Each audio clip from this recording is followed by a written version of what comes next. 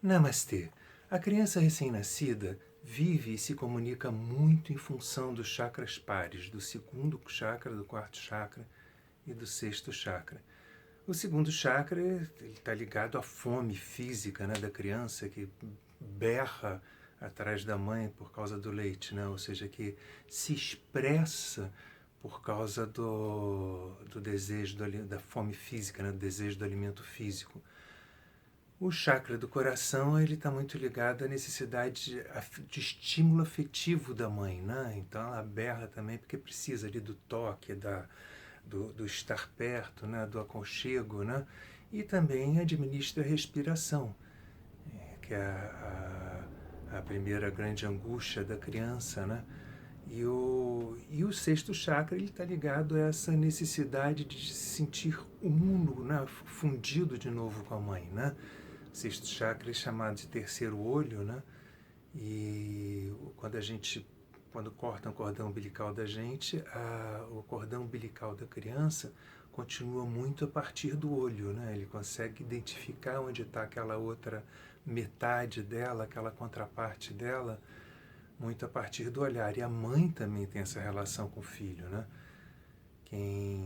Aqui no Rio de Janeiro a gente tem costume de ir à praia, né? E quando a gente vai à praia, de vez em quando uma criança toma um caldo na água ou mesmo dá sinais de que está começando a se afogar, sempre quem vê é a mãe. Nunca vi uma situação em que o pai tivesse visto que era a filha que estava se afogando, né?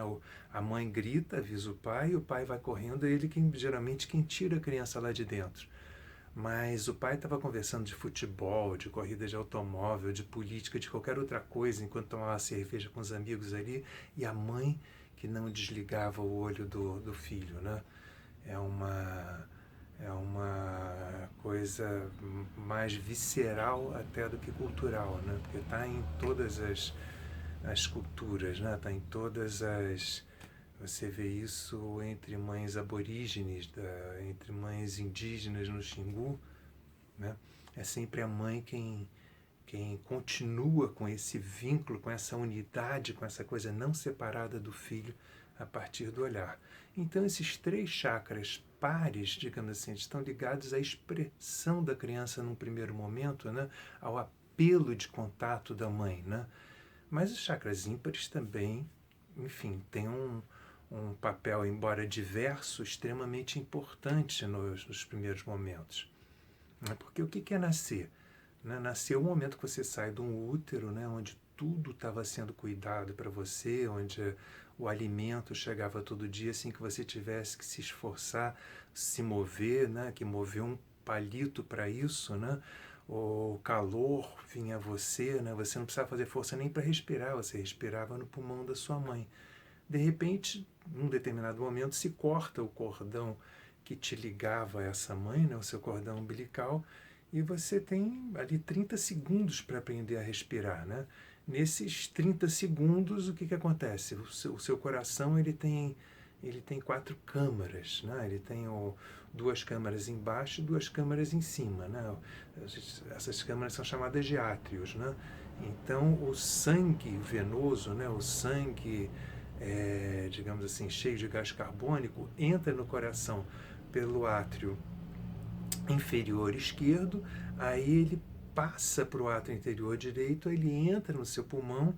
Quando ele entra no seu pulmão, você troca esse gás carbônico por oxigênio, e depois esse oxigênio volta para o átrio superior direito, do átrio superior direito vai para a esquerda, e aí sim ele sobe e desce para o teu sangue, se espalha pelo teu corpo, com o sangue reciclado, né?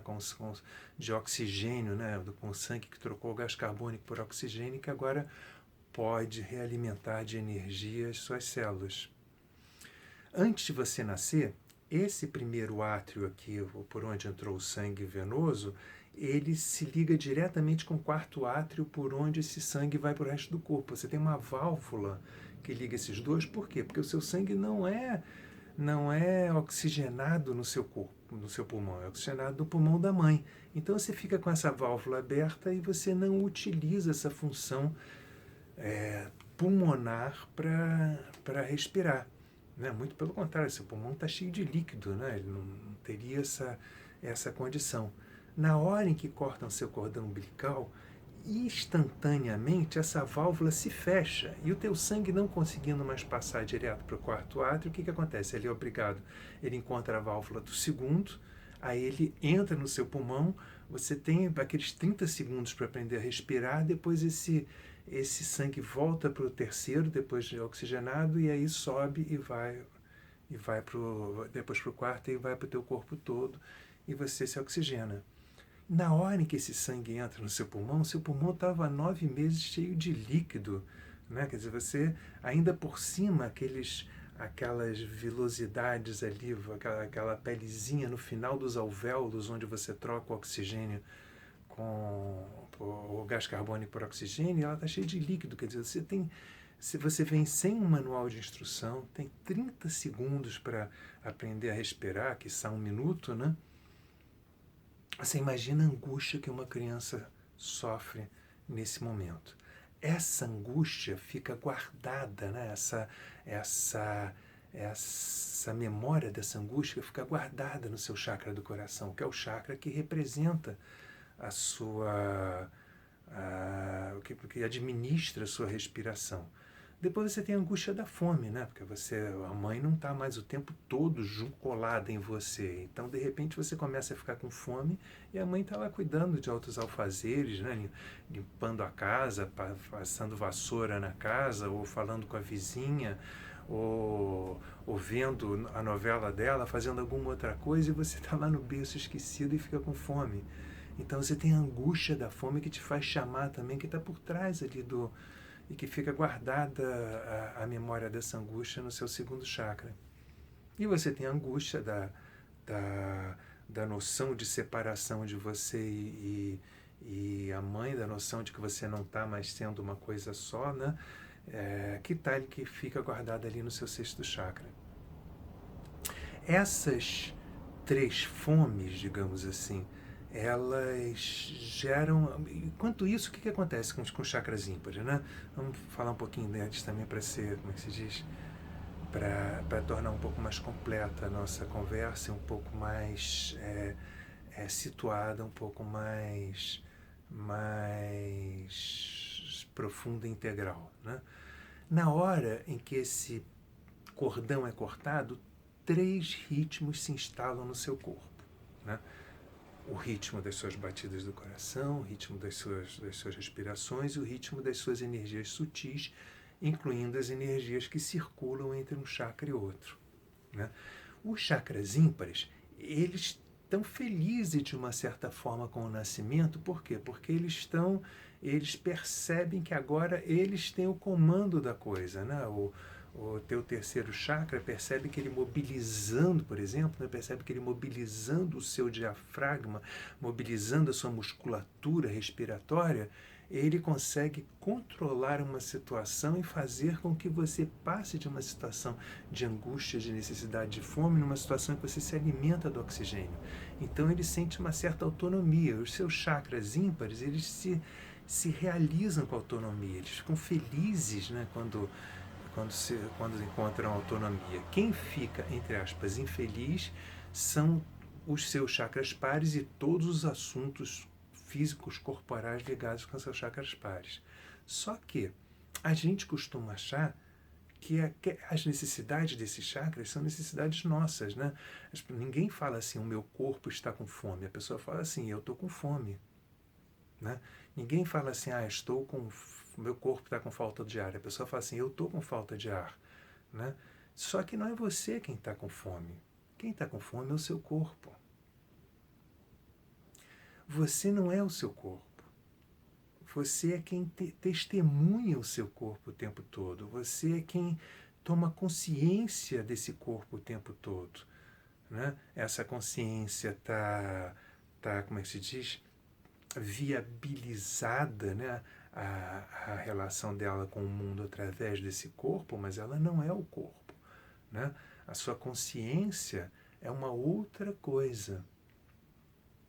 As meditações do chakra do coração, elas te levam, ou qualquer meditação tem que te levar à consciência de que você é o o observador, você é a testemunha, você é a consciência e não o corpo. Mas as meditações do chakra do coração, em particular, pelo coração estar ligado à respiração e à emoção, elas te fazem aos poucos perceber que você não é a pessoa que está sentindo a falta afetiva do outro, né?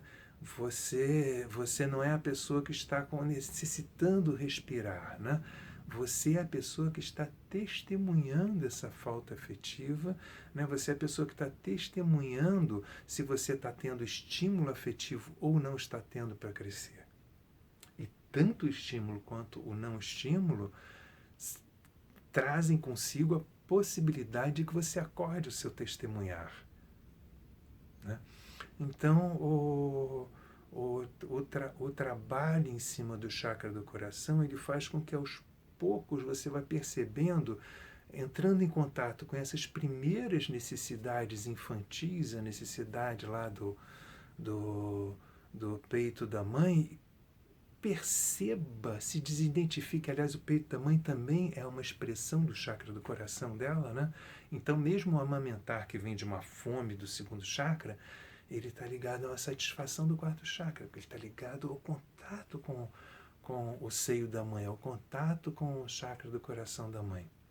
O quarto chakra, então, é central, como chakra central entre os pares, ele é central de todas as necessidades dos pares.